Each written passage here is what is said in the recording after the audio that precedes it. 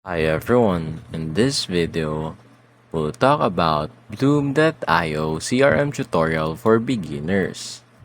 So first, dashboard overview.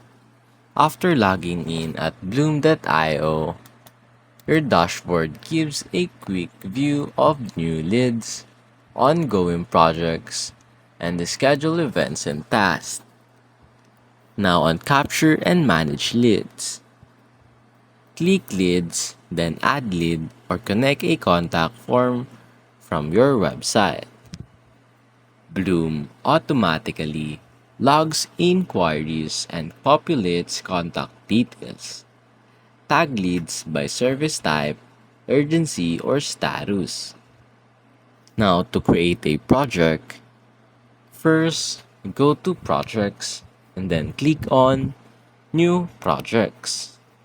Choose the lead client, then set project name and assign a workflow. Now add details, timelines, notes, tasks, and file requests. Now send a proposals, contracts, and invoices. Click Documents inside a project, then choose from first Proposals, add services, pricing, and image. Next, Contracts. Use Bloom's templates or upload your own. And lastly, Invoices. Set due date, line items, and accept payments via Stripe or PayPal.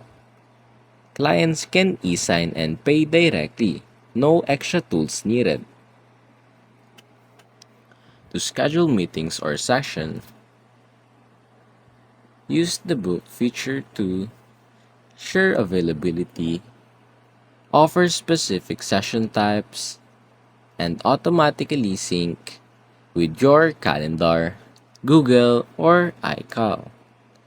On automation and workflows, set up automated email sequences for lead follow-ups, project reminders, and thank you notes. Use workflows to create tasks checklists and automate repetitive actions. Now, to track activity and communication, every interaction is stored in the project timeline. Use the input to box clients or reply to inquiries without leaving Bloom.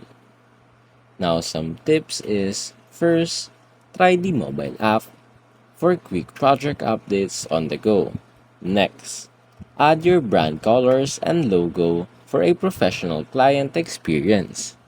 And lastly, use analytics to track conversions, revenue, and project performance. And that's basically it.